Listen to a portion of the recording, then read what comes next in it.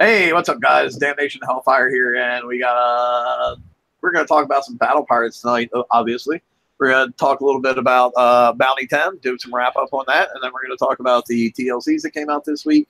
And I still see you off air. no, it says live. Yep. If you're looking at the YouTube, it takes a minute to catch on. So anyway, so tonight we got Ross Crow. Good evening. And we got Robin. Are you there, Robin? You're muted. Yes, I'm here. Hello, sorry. Robin decided to come on and pinch hit for us a little bit tonight because Dan's on this is my penance for standing Mike up while I was on vacation. It's your penance. We got Vikes with us. Hey. And we got Tony with us. Tony, you want to tell people who you are and a little bit about you in the game? I am Jax Jags. I used to lead Gimps, but due to health reasons, I had to step down, and I have been playing since the water was black. So there you go. Good deal. So let's get right into it. I'm actually doing the show while I'm on break from work. So we're going to zip through this kind of quick this week, I think, and then I got to go back to work as soon as I'm done the show. So let's get started. Let's do a little bit of bounty wrap up. Okay, out of everybody on the panel, who participated in bounty? I know I did. Did anybody else? I was busy standing you up. But is that going to be your theme for the night? I did not participate because my granddaughter and daughter were in town. Oh, there you go. What about you, Vikes? Did you participate? Yes, I did do the bounty. So let's just talk real quick about what I thought the highlights and the negatives were. I thought that taking the guards out of your opponent bases was a really good move. Because I've said for a long time now you shouldn't have to kill guards anyway, because in actual regular PvP to get your medals and whatnot, you don't have to kill the guard. So the fact that we don't even have to worry about guards, definitely a good move in my opinion. I'm pretty sure everybody else here would agree with that. Yeah. Yeah, that was good. That was a good move. Yes. I think another great thing that they did was took the Javelin 2s off of the prize list, because the PvP is out of balance so bad right now that just would have made it like infinitely worse. So I think that was a good move on their part to do that. And the last thing I thought was a positive thing was that the points needed for all the new items this time was not over the top. I think like 75k bounty could get you all the new stuff, as opposed to what was it last time? You need like 135k or something freaking ridiculous. Yeah, it was 135 plus, I think, for everything. Yeah. So that's what I thought the positive points of this bounty were. Negative points. New ship is terrible for base hitting. I know some people who have made them already and tried to take them into bases, and boy, they did not last very long, let me tell you. So another terrible thing is we all know that PvP itself is really out of balance right now. You know, the pendulum has swung way, way, way, way over to the defender side, and to the point where, like, you know, you can't get in any top-level bases that are laid out. Well, it doesn't even have to be top-level bases. Any even medium-level bases that have all the right accoutrements and are designed even half well are incredibly difficult to get into. And while I do like the bank on demand feature, I think it needs to be looked at a little bit to encourage real PvP hitting other real player bases, because it's not very indicative to me wanting to go out and hit a base if I know the guy can hit a button when I'm in the midst of his base and take all that bounty away that I was going to get. Yeah, that was what really got me, is because you could bank outside your base while you were being hit. That's what I really didn't like. So, I mean, and Ross and I were talking a little bit about this in the pre-show, and one thing we came up with is maybe, like, you can possibly maybe bank while your base is being hit, but you only bank like 50% of what you have. That way, both players still get a little something out of it. I think that's something that could be a possibility. I don't know. What do the rest of you guys think about that? Oh, that would have been all right. At least you got something out of it, and not come back out and find them not worth anything. Yeah, I think that or some type of you couldn't bank while being attacked with a cool down period of 2 to 3 minutes, something like that. Maybe taking a look at the real bank on demand was truly the feature that drew me off bounty. Being a PvP player, I'm not a fan of grinding the map targets for any endless hours, but I do like to hit bases even if I fail. But I really do enjoy going for the bases that are worth just thousands and thousands and thousands in the bounty, and that's kind of what I was finding fun in the bounty, and they removed that by the bank on demand. Well, I think they put the bank on demand this time is because there is no one going to be really hitting any high-end bases worth anything. Well, no, Well, I think the reason the bank on demand was there is because so you wouldn't be screwed so bad if you missed a day. That and I think being stuck and tied to the computer because your bubble is only 4 hours, and so you pretty much, if you're going to participate in Bounty Hard, you are pretty much sitting there the whole time.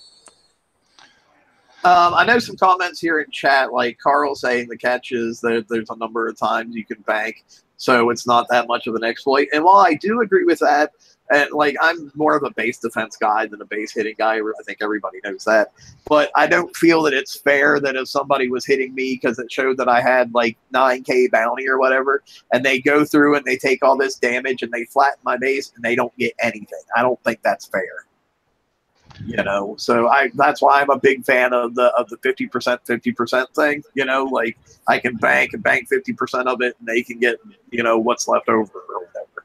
And Bob Reichertz is saying that both players got paid. That was not. I know that was the case in some instances, but that wasn't always the case. I think Dan, you were on here and hit a base in the after show Thursday. And it showed that you were supposed to get bounty from hitting it, but at the end of the battle, they had banked and you didn't get anything. Isn't that correct? That is correct. Yeah, that's what happened in 306 one evening when I was watching. A guy was worth about 30,000. Lured a guy into his base. As soon as he attacked, he banked right before he got in. Yeah, Right. I know there were some instances where both people were getting it, but that wasn't always true. Right. Yeah, I like the idea of leaving something on the table because if you think about it, most of America work night logs off, maybe 10 or 11 o'clock. And if everybody has banked and then there's nothing available, then there's nothing out there for other people. And so then they are limited to map targets. Yeah, I agree. And especially those in different time zones. I mean, it was really affecting. I would think that, if everybody's banking it, going to bed, they don't have there's nothing out there at all.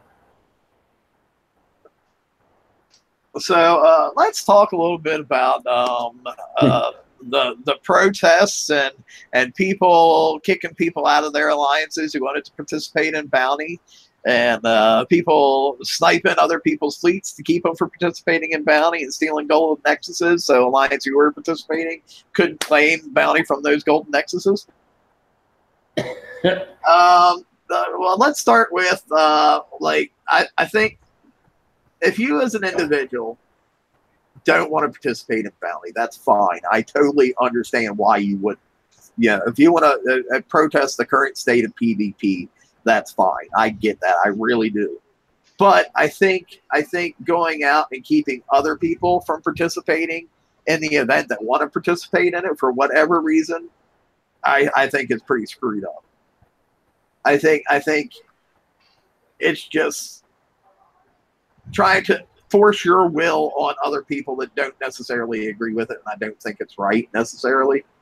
Especially like if you were, and we had a conversation about this the other night, that if you're an alliance who is known for going out and sniping fleets in the first place, and you're sniping fleets during bounty, that's one thing. But if you're an alliance who never snipes fleets and suddenly during bounty you're going out sniping fleet just to keep other people from participating in it, I think that's pretty asshat move. Yeah, well, I'll add a few points because I'm somebody here. I kicked people out who did bounty, but I did not. Prior to bounty, I had a vote on with the alliance on how they felt about not doing bounty. The vote was a majority in agreement. So at that point, the majority agreed with the decision not to do bounty. So we took and moved sectors, and I'm not for the sniping because I'm not a sniper. Basically, I'm not really for sniping actually any time in the game. I have done it myself in the game, of course, because I get sniped or something, but I don't like it. I don't like it at all even in regular gameplay. So didn't promote that nor do that in the bounty. But I did mega battle, but I didn't spend coin on the mega battle, and I just used my mega. It's pretty sweet, and so we kept those clear. Now I know I saw the reports that people were getting sniped and things from other pages and other sources and things like that, and yeah, I do know that was going on, but primarily in Alpha World where my alliance was, that wasn't really occurring. People were actively doing bounty, even in the sector I'm in, and they were not being sniped nor harassed. So I do know that was occurring, but that wasn't occurring across the board. I'll say that. Yeah, I'm an alliance leader, and I'm not a leader of, a ginormous spending alliance, but I've got 71 members, and we have a mixture of people that coin and don't coin, and we've got some that spend a lot, some that spend a little. And my thoughts are that, I'm not going to dictate or tell anybody how they should play their game that they pay for. So if they wanted to participate in bounty, that was fine. If they didn't, that was fine. I think from the perspective of someone that wasn't, in the initial stuff that was brought up, there were a lot of people that had no idea that it was going on, that maybe would like to have participated in it, and then there were people that didn't want to, and so it just seemed like there was some mass confusion from my perspective as to what exactly was going on, what wasn't going on, what was supposed to be happening. And from my perspective, it was kind of billed as one thing, and then it ended up being something else, because there were folks that were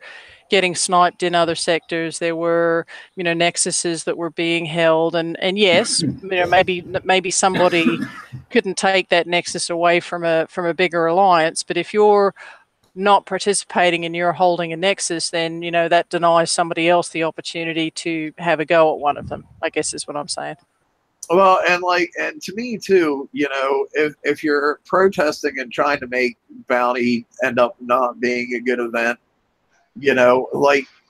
but you kind of I don't know, did the absolute opposite of what you were trying to do, because if you're out sniping people's fleets and stuff like that, guess what? They're going to have to coin to repair those fleets. So guess what? You just made bounty actually make more money instead of costing it money by not participating. No, I would say that if you did do that, it's a possibility. Yeah, you could generated coin. You did, but I could say in Alpha World that it wasn't being spent. It really wasn't. I sat and watched the map, and for good reason. In my opinion, the reasons why I put it at didn't want to do bounty were the bank on demand. The new ship's not any good. Well, I didn't think that we didn't even know the ship was going to be good or not, and we just figured that it would not. We just actually guessed on it, on that part. I did myself, and I was totally right.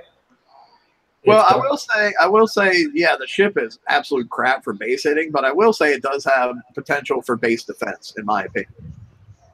But but the bounty was designed to be a PvP edition event. What do you feel it was a Bounty 10 was a PvP event?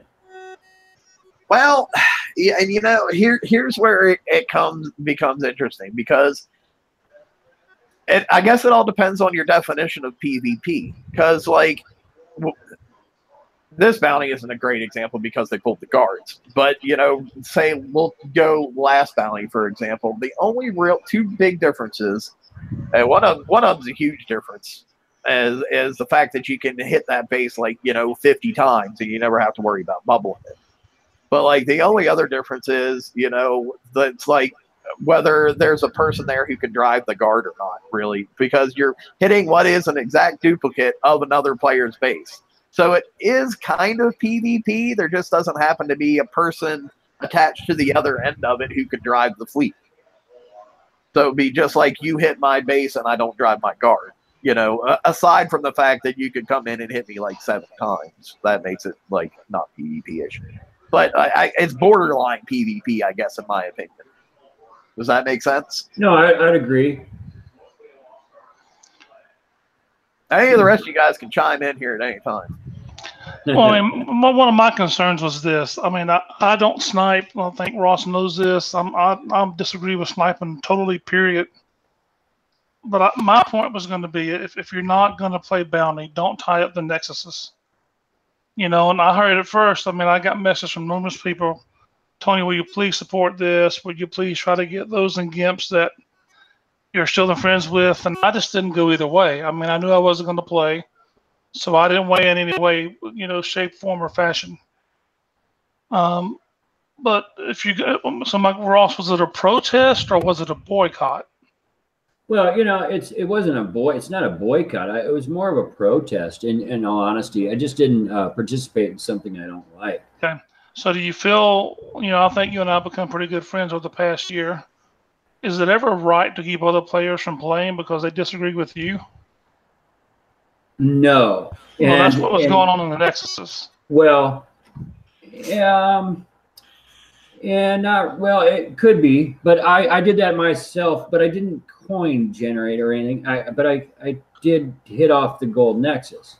Right. Now, in a regular bounty, I would have sat and coined the Hyperion, and yeah, I would have to, and held the nexus, and I would have to, and I didn't. So, but, I guess the big thing though is if you're not participating in it, why are you being, pardon my language, a cock knocker and keeping somebody else from being able to get that gold nexus that could actually use the points who is participating? Yeah, I had a conversation with somebody about that very thing, and the response was, well, if we'd have been participating, you wouldn't have been able to take it. And while that may be true, if you're not participating, that then gave the opportunity to other people who were still participating, who may not have been spending gold, the opportunity to hold one and maybe get some points, and especially for, lower to mid levels. And so that was, kind of frustrating for me. I was on vacation, so I didn't participate, and that's why I didn't participate. But plenty of folks in my alliance did, and there were some that did really good, and then there were some that, as you said, Ross, it was PvE. They spent their whole time grinding targets because a lot of them are from over the pond, and there were no bases to hit, and so they've got to find a balance to where people are not tied to the computer, or they don't have 40,000K at risk at one time, but also be able to leave something on the table to make it worthwhile and incent other players to still base hit. Well, but in all honesty, so the real issue with the gold nexus is that it's a game design flaw. You should be mad at, right? If you're not in bounty, you shouldn't be able to hook onto it. That's true. I do totally agree with that. If you're not in bounty, yeah, you definitely shouldn't be able to hook onto it. But I still think it's wrong to just take it to keep other people from getting it who are participating. And let's be honest, this is currently right now, this whole thing is a very divisive topic, because most people are firmly either on one side of the fence or the other, and it's very hard to get a happy medium in this type of thing. No, I get everybody's point, and even those people that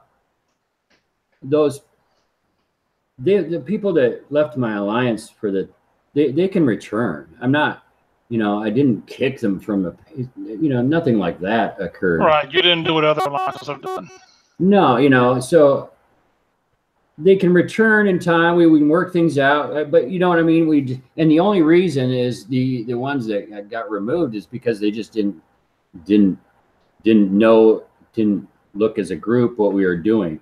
I have a lot of players that honestly are not full-time players anymore, and so regardless of what page or how many times it's posted, they're truly not even possibly on Facebook that often. And that's just how life is. Well, I mean, I know this is not a bounty thing or even what we've been talking about, but since I have stepped down from GIMPs for health reasons, and Ross, you can probably testify to this, I've pretty much been non-existent game-wise. I mean, I hardly ever play. I mean, you spend thousands of dollars over the lifetime of the game, or in the recent format of the game, you build a nice fleet, and 2 weeks later, the fleet's dead. So right. I don't see the point. I understand what you guys did, and I agree with what you did. I just didn't agree with punishing people that did not go along with what some of the top tier alliances did.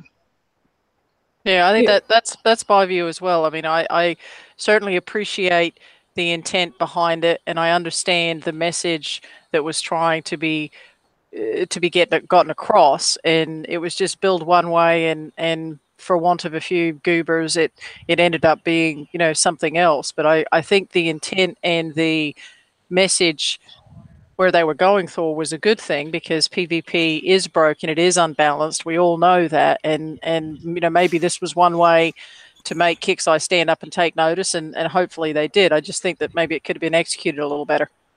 No, and I agree, and but it's kind of a hard thing to even.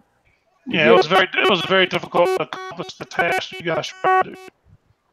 We're getting a little bit of feedback from you there, Tony.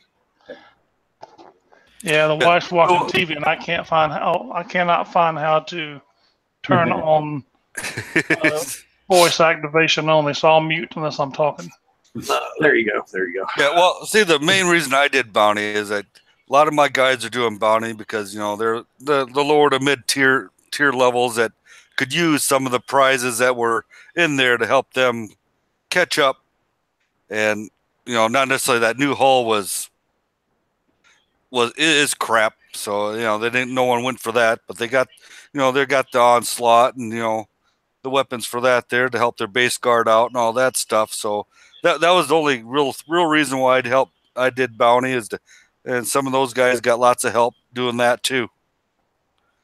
That's a really good point, and I touched on this earlier, because your lower to mid-level guys are fighting in the raids just to get the manticores and the the dragons and then the bits and pieces that go with it. And yes, these things do end up in the raid, but a lot of times their focus has to be on things that they need for the FM and things that they need to be able to do the chores in the game. And so they don't get the opportunity to get the onslaught or the twin blade or those types of things. And bounty gives them an opportunity, if they play it right, to get 10,000, 17,000 with the, with being smart and just logging on. And so this actually gives them the opportunity to do those catch-up pieces.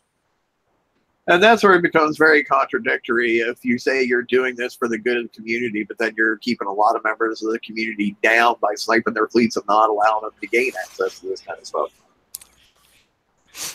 Right. I mean, I don't know. At the end of the day, for me, and this is something that Ross and I talked about it the other day, and we both came to the conclusion we have very differing opinions on this, and that's okay. Because I'm the kind of guy that, if you're going to kick me out of your alliance for participating in something I want to participate, well, you can go to hell, man. Because when you pay for my game, then you can dictate how I play my game. But until you do that, you can shut the fuck up. And that's kind of how I look at it. And then to penalize me for, I think most alliances have said that they'll let these people back in their respective alliances when it becomes available via the raid or whatever.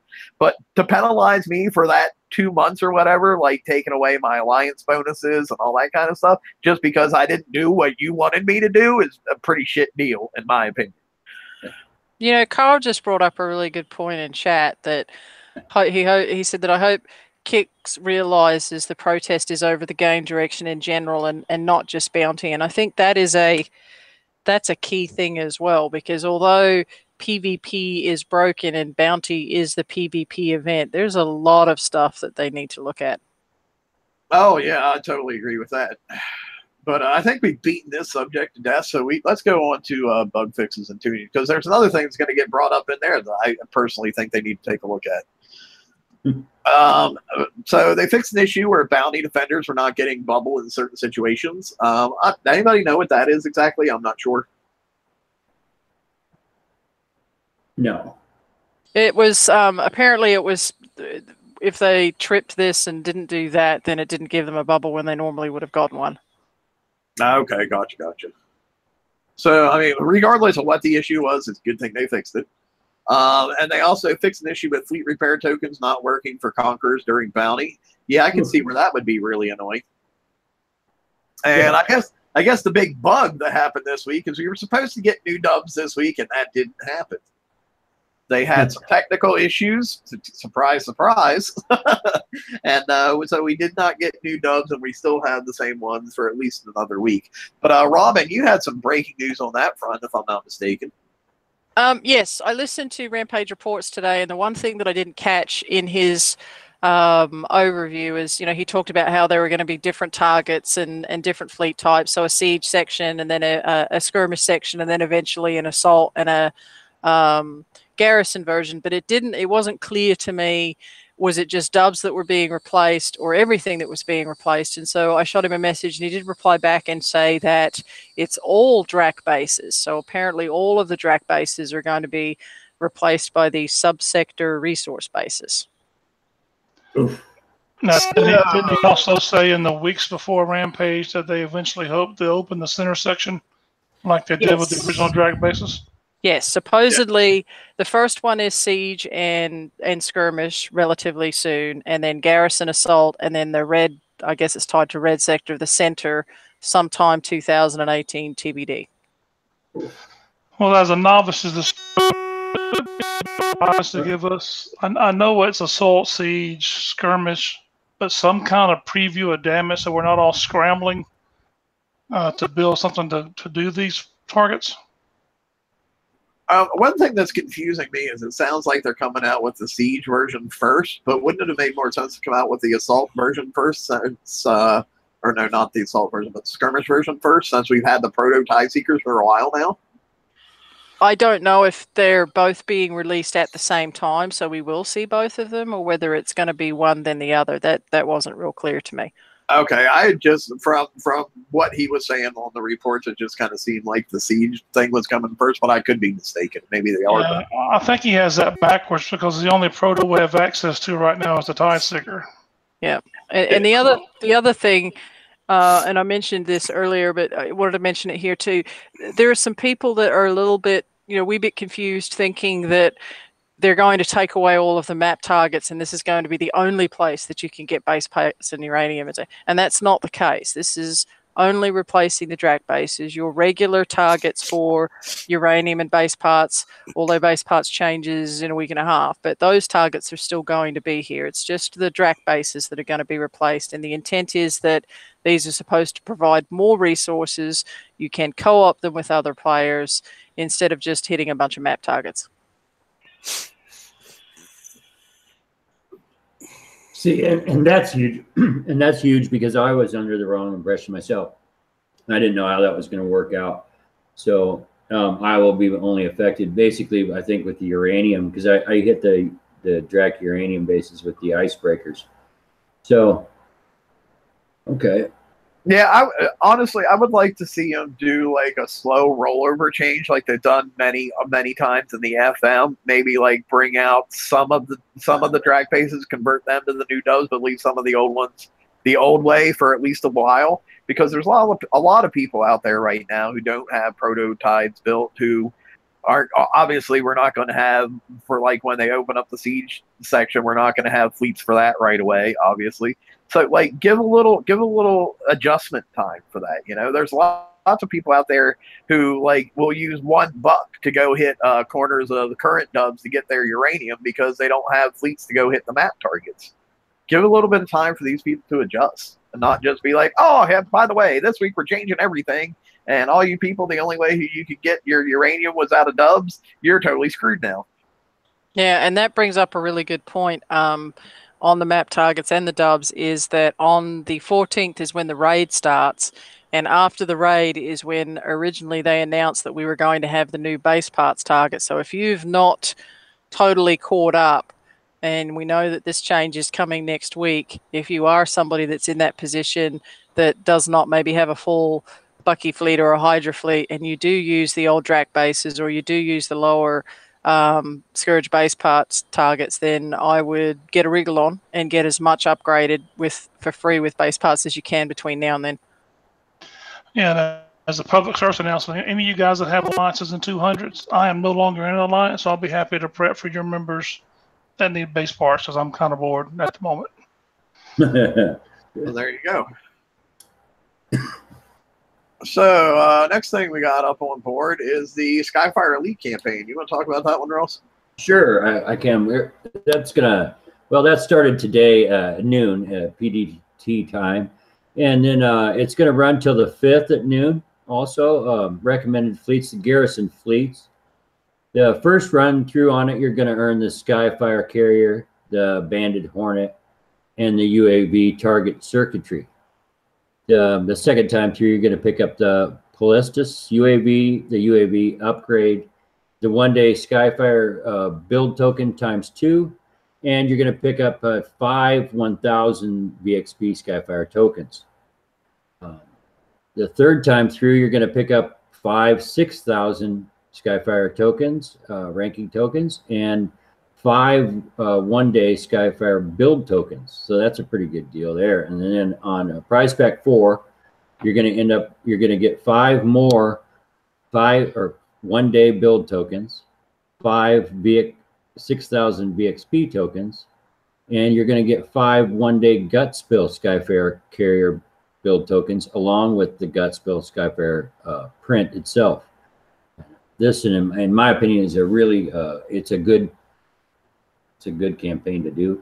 Yeah, this is great for the low-level people who might not even still have a full fleet of Skyfires built to get out and be ready for the upcoming raid. Or if you need to do refits to your Skyfire to make it work better for the upcoming raid, this is a great campaign for you guys to go out and be able to use your Skyfires to hit the lower-level targets in this upcoming raid. Definitely. And then next up, we had the Hunter Games. We've seen this one, I don't know. How many times have we seen this campaign now? Like 7, 8? Quite a few. But it started today at noon kicks time, and it will end June 5th at noon kicks time. And this is recommended for your assault fleets like your Phoenixes and Skyfires. In the first prize pack, you will get the Houndstooth Depth Charge and the Hunter MK1. Prize pack 2, you'll get the PBX payload.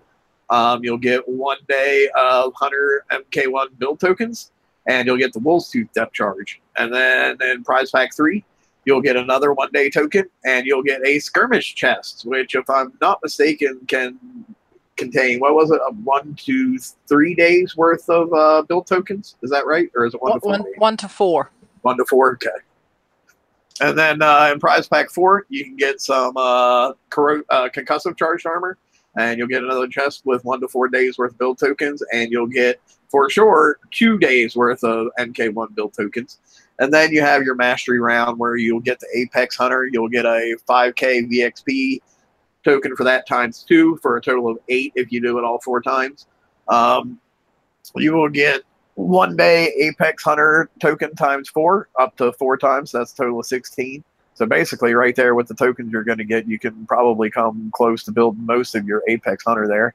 In your skirmish chest, you're going to get, again, 1 to 4 tokens, and you can do that 4 times. And then you can get a total of up to 16 charged concussive armors if you do it all 4 mastery rounds. And then the final TLC. Rue, I'm throwing you under the bus, and you can cover this one. Oh my gosh, again. This one requires the PBX payload, which of course you can get from Hunter Games. So if you don't have that one, do Hunter Games first. This is recommended skirmish fleet, so you can use Hunters or Fangtooths or the Proto Tide Seekers if you've got them. Prize Pack 1 gives you the Fangtooth blueprint, the Delirium torpedo, and the advanced torpedo tubes, as well as 5 one-day Fangtooth tokens. And then on Prize Pack 2, we've got 6 one-day Fangtooth tokens. We've got 5 5K VXP tokens. Prize Pack 3 is 7 one-day Fangtooth tokens, and then 5 of the 30K VXP tokens. And then Prize Pack 4 is really interesting because this gives you the Phantom Fangtooth blueprint. It also gives you 3 one-day skirmish tokens. Now, key thing for those is that works on any skirmish fleet. So your Proto Tide Seekers, or if you want to hoard them for the next skirmish raid cycle.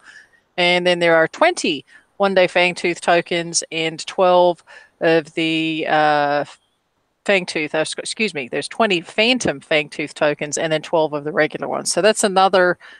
Even if you've got a gazillion Fangtooth tokens, if you can run through this quickly, it does give you those 3 skirmish ones. And for those that are still building their fleets for the map targets, because they are changing the dubs, then this is an opportunity for you to finish your fleets to get you. Well, and not only that, but, you can do them and just get the 3 skirmish tokens and hang on to them until the next skirmish raid comes around and be able to have a jump on getting your skirmish fleet done for that raid cycle. Yes, I've got like 20 of them that I'm hoarding. Well, there you go. You're a big hoarder of tokens, though, don't you? Still have? I'm terrible. Yes, I do. You got like 50 Conqueror tokens or something ridiculous. Analysis paralysis. I say I'm going to build something, and then something better comes out, and then I start building that. I'm terrible. But something to keep in mind too: if you don't have Hunters and you don't have Fangtooths, from my understanding, these dub corners, when the dubs are finally released, are going to be co-opable. So you would be able to team up with another player that has Hunters if you get Hunters now, and you would be able to tag team these dub corners and be able to get stuff out of it that way. So that's something to keep in mind. Just because Hunters aren't necessarily the greatest thing, you can still find a friend, buddy up, and get something out of those dub corners with the Hunters if you don't have access to the Proto Tides. Well, and let's be honest, most of us, we have one. I mean, one Proto Tide Seeker, the one we were given, because I have 1.5. Yeah, I have 2 built full. I just started the third one today. Yeah, I have 2. I have the one that they gave us, and I totally forgot about it and only just got it ranked. That's awesome. So yeah, I think the community is sitting at 1, and in general. So I hope it does come slowly. Well, I mean, the way I understood this report is we're going to see the Proto Tide Seekers first, and that's what I meant by my comment earlier. 3 weeks prep time? Nobody's seen the target. It's going to be a total guess. It's just more poor planning, in my opinion. Yeah, it would be nice to have the side by side, but at least we still have the map targets. The Proto Centurion, I think, comes out in the June raid. And then there's a Proto Apollo that I'm really interested in looking at because I love the Apollos. I still haven't scrapped mine. And then they haven't decided what the Proto Garrison fleet is yet. Yeah, I'm anxious to see the Proto Apollo too when it does finally come out, because I did have a lot of fun driving Apollos. Yeah, I did too. Yep. I mean, I scrapped on my Centurion except the flag, though, because I never even built the Apollo. And that brings up a really good point, because if we've got Proto Centurions, Proto Tide Seekers, 2 raid fleets, or 1 raid fleet built 2 ways, plus my FM fleet, plus the 900 million Conquerors and Defenders that come out, I don't know about anybody else, but I am like seriously running out of room. Yeah, yeah. And as far as shipyard time, we're kind of right back to where we were before, because now we only supposedly had to build one fleet for the raid, but now they've introduced, oh, you have to build these 4 new fleets to hit these corners if you're one of those guys who wants to go out and do them solo. Yeah, and if you have a proto with an engine and 1 weapon, you're talking 9 to 10 day refit. Yeah. So let's not talk about that repair time. Yeah, Right. no kidding. I think it's what 9 hours for the proto repair from dead. Yeah, Well- yeah, it's definitely ridiculous. Oh, You know, with some of the guys that follow me around, sometimes I often think out loud to those guys that I'm in chat with is, I wonder if they're just trying to kill the game. I mean, I really think that at times. so wait a second, 9-hour repair on 1 hull? Yeah, Oh, I am not even building it. yeah. I said they're. I think that's it. I mean, if these repair times don't come under control, it's going to push a lot of us, even higher end players, out of the game.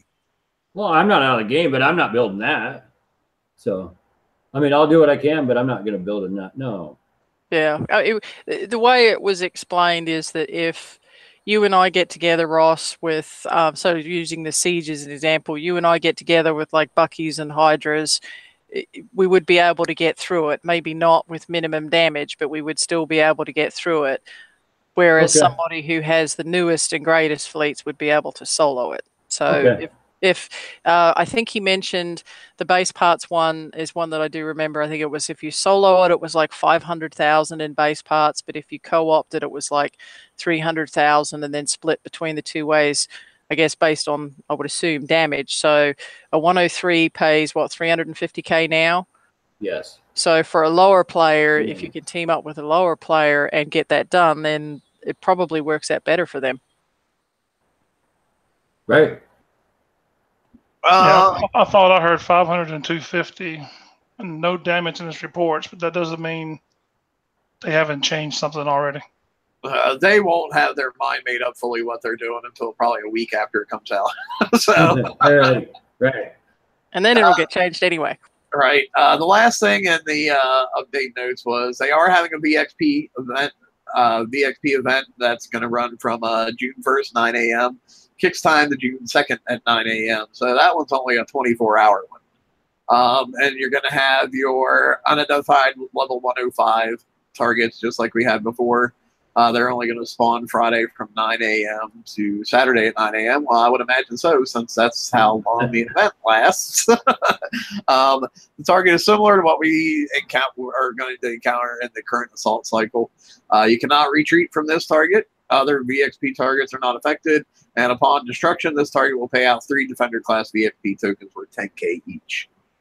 And he did go a little bit into the details about the stuff. You got the prototype Kodiak, which are equipped with direct prototype weapons. These weapons have a longer range, deal more damage, and can have special effects. The weapons have a limited supply of ammunition. The prototype missile is immune to countermeasures. So when you see the Kodiak and it's shooting missiles at you, don't even try to shoot them down because you can't do it. You got the prototype interceptor, and it's equipped with also equipped with direct prototype weapons, longer range, blah blah blah blah, and they have a limited supply of ammunition. Then you have those. I'm sorry. Those could be countered though in the last haul we mentioned. Right. Yeah. So and then you also have the Draconian ammo carrier. What it does is it runs around and refills the prototype weapons when they run out. And something interesting, they said in their raid strategies that like you want to kill this ship first so it doesn't reload the other guys. That's a trap, in my opinion. You're better off just killing the prototypes, because honestly, if you waste the time to go kill this guy, they're still going to have 3 charges, and you're going to kill them before they deplete all 3 anyway. So ignore that tip, in my opinion, when it comes to raid time and in these VXP targets, and kill the prototypes first, and then just get this guy at your leisure, in my opinion. And then you have the Draconian turret carrier. You know, it floats around with, 4 turrets on it, I believe. 2 are missiles and 2 are scatters, if I'm not mistaken. And Fatty. yeah, and this can't. I resent that remark because I'm a pretty hefty guy. Where's the only one I can explain? They're like, which one? I'm like, the fat one. Right. And I will say this too, Ross, when Rue said about, getting together with you to team up on those targets, well, don't rely on her because she'll stand you up. I'll never leave it. Oh gosh. But yeah, so yeah, that's what you're going to find in these targets. And So, just to confirm that it's only the 105s. Correct. Yeah. Well, for those players that just finished their KDs, you can rank it on the 105s pretty much for free. Oh, that's a good point. Mine went from 35% to 75% in an hour. One thing I personally am looking forward to doing in this target is I know the way it's set up right now, the countermeasures are kind of screwed up because certain countermeasures will shoot down certain projectiles and not others, and other countermeasures will shoot down other projectiles but not others. So this will be a good time to do a little bit of testing to figure out your exact sprint to phalanx ratio to figure out exactly what you need to be able to take care of as many ship missiles and turret missiles as possible. Well, I do have a question that is not about either one of these. What's that? The 117s, FM 117s, is there anything knocking down the green missiles yet? Not that I've seen, no. That's what I thought. Just want to make sure I didn't mess my build up. No, they're the blue boogers from hell, and nothing shoots them down. I've been hitting those with that new companion app, and I take less damage on the companion app than I do when I'm doing it on the game myself. Ooh, I might have to give it a go. Yeah, right. Like 45 minutes less damage. All right, so I'll be doing my FM via the app from now on. Don't hold me to that, brother. That just happens to work when I did it. So I don't know if it works for everybody. I'm picking up. It actually is not holding all the time, but it's quite often. I am taking less damage if I don't view at all. Yep, I've seen that. And it's very strange. Crazy. I actually run the 4 with my Savage, and I just auto 9 112s in a row, and then I'm done with my FM. All right, well, we're getting to the point where I really have to wrap this up because I got to be back to work in like 12 minutes. But I do want to real quick touch on, since the update, what kind of new issues are you guys seeing in the game? I know I myself in the FM targets have seen 2 things. Walls not appearing around the turret clusters. They're there. They're just invisible. And there seems to be a layering issue where when you shoot the walls with rockets, how it gives them that debuff. That debuff is like floating away over somewhere way off to the right from where the walls actually are. So it seems to be some kind of layering issue there. I know I've also seen a thing where MSCs seem to be standing up in bases a lot better than what they were before the update. Bases that they used to get nuked in, or they're now actually having some survivability factors in there. What else have you guys been seeing? There's a redemption issue in the FM for some people. Kix is aware of it, and they are working on it. And then today, somebody reported that bases are auto-repairing. And so a couple of people did some testing and actually saw that. So if you spike a bubble on somebody that's not online, the base is apparently already starting to repair. I think is that an issue with the C1CO armor and the redemption, or is it just a general issue across the FM? I'm not sure what it's tied to. I just know that it's out there. It was supposed to have been fixed yesterday, but it's not fixed because I can't redeem C1CO. It's random. I can tell you that because I can't redeem a different one than you. Oh, okay. Yeah. I know, Ross, you said the auto repair thing. Everything starts to auto repair except for the portals, right? Right. I went and was testing the base repair, and 1 in 5, one in 5 bases that I was I just hit and then was talking. They're online and in chat with them. Their base totally repaired, except for the portals, and it did it repeatedly. So. I'd like that bug. Yeah, that's a good one. And so, not his hulls, not the ships, just the base. They can keep that till the next bounty. All right. Right. Anybody seeing anything else, or is that the main ones that we touched on? Somebody else reported that R&D is broken.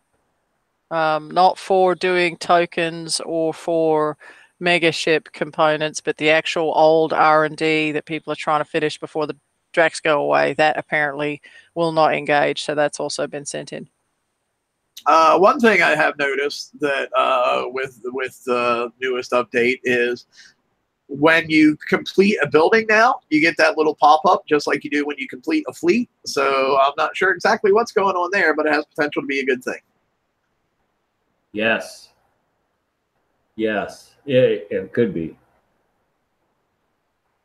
So, but anybody else have anything they want to touch on that will take no more than 4 minutes? I don't have anything, but thanks you for the opportunity to participate. Oh, yeah. Thanks for coming on, man. I definitely appreciate you helping flesh out the panel some tonight.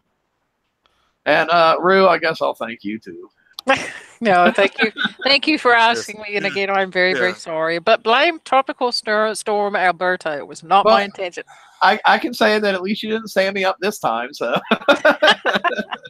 All right. Here in Georgia, we got pounded with rain from that tropical storm. I believe it. It was a horrible drive back. All right, guys. Well, we're wrapping it. I definitely appreciate you guys coming out and taking time out of your busy day to sit and chat with us and watch the show. Thanks for participating in chat. You always bring up some good things that we can talk about.